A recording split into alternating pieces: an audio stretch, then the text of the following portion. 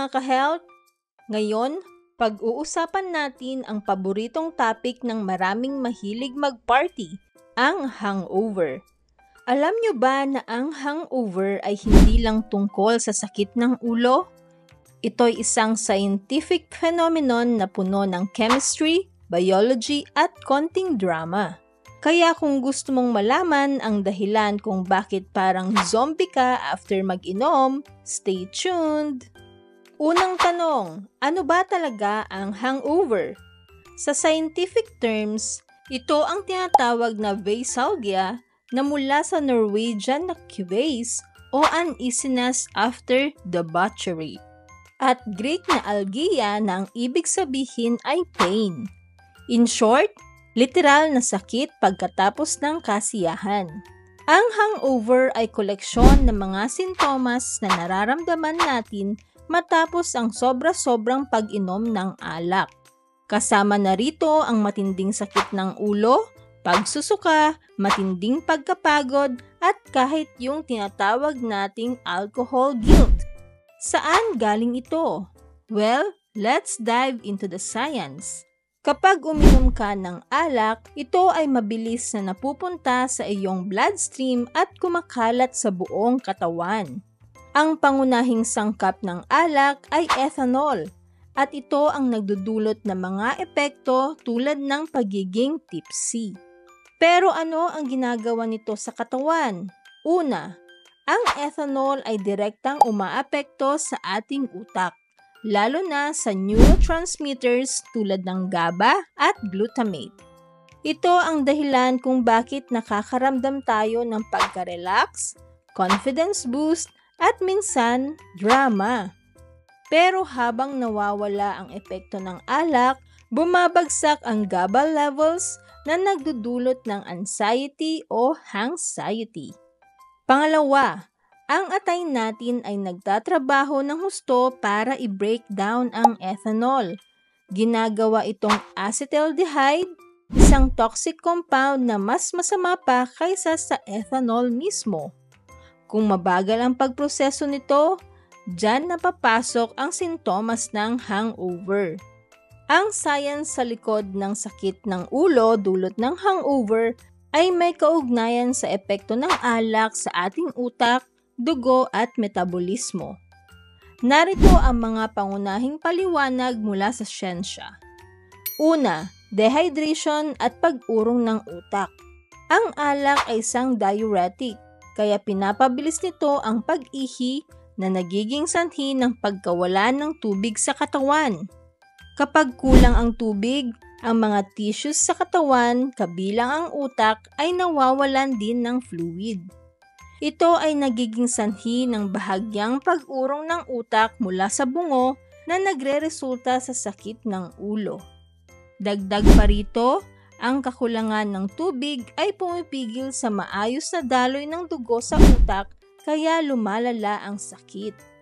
Pangalawa, pamamaga ng blood vessels sa utak.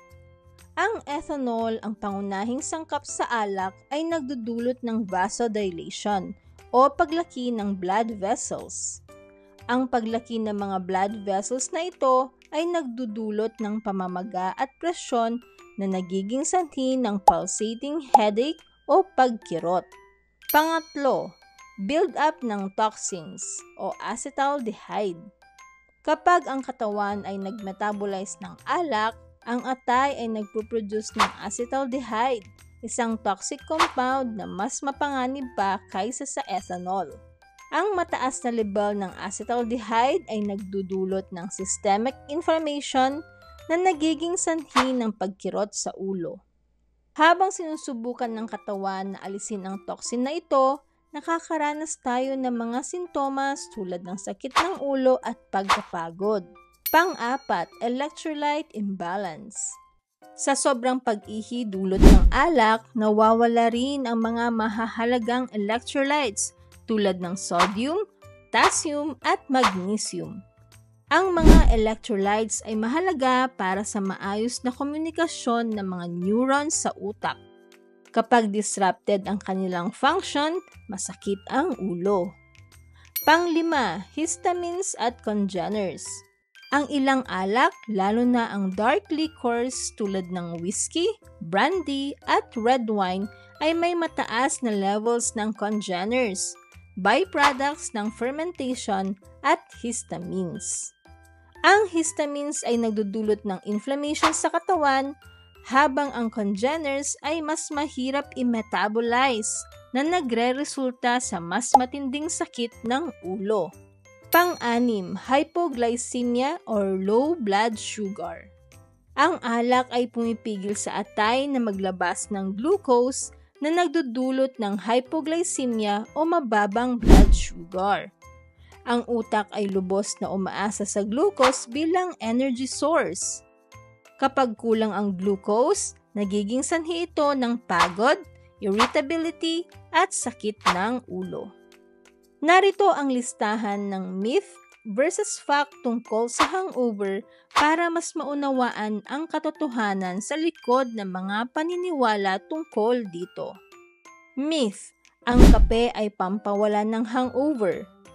Fact: ang kape ay maaring pansamantalang magpasigla dahil sa caffeine, ngunit hindi nito nalulutas ang mga pangunahing sanhi ng hangover tulad ng dehydration at electrolyte imbalance.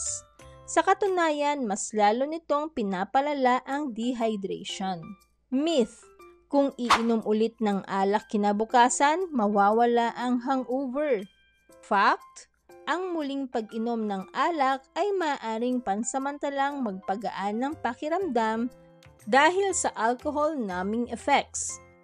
Pero lalo lang nitong pinapatagal ang proseso ng recovery ng katawan. Myth: ang hangover ay dulot ng paghalo ng iba't ibang uri ng alak. Fact: hindi ang paghahalo ng iba't ibang alak ang direktang sanhi ng hangover, kundi ang kabuuang dami ng alak na iniinom.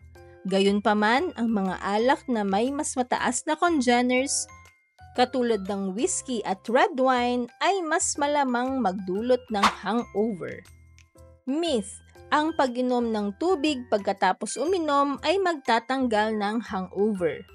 Fact: ang tubig ay nakakatulong sa rehydration at maaring mabawasan ang severity ng sintomas, pero hindi nito tuluyang aalisin ang hangover. Ang hangover ay resulta ng maraming factors tulad ng toxins, inflammation, at electrolyte imbalance. Myth: walang paraan para maiwasan ang hangover. Fact: maiwasan ang hangover kung iinom ng may moderation, magpapakain bago uminom, at uminom ng tubig kasabay ng alak. Ang tamang pagpili ng inumin tulad ng light-colored liquors ay makakatulong din. Myth: mas matinding hangover ang naranasan dahil mahina ang tolerance mo. Fact: ang severity ng hangover ay hindi lang nakadepende sa alcohol tolerance. Pwedeng maapektuhan nito ng factors tulad ng edad, kasarian, dami ng natulog, at kung ano ang kinain bago mag-inom. Myth: ang mga over-the-counter pills tulad ng aspirin ay pwedeng inumin bago matulog para maiwasan ang hangover. Fact: ang pag-inom ng aspirin o painkillers bago matulog ay hindi inirerekomenda dahil maaari itong makairita sa tiyan na na-stress na ng alak. Mas mainam itong inumin kinabukasan kapag nararamdaman na ang sakit ng ulo. Myth: walang epekto ang uri ng alak na iniinom. Fact: ang dark liquors tulad ng whiskey, rum, at red wine ay may mas maraming congeners or toxic byproducts ng fermentation.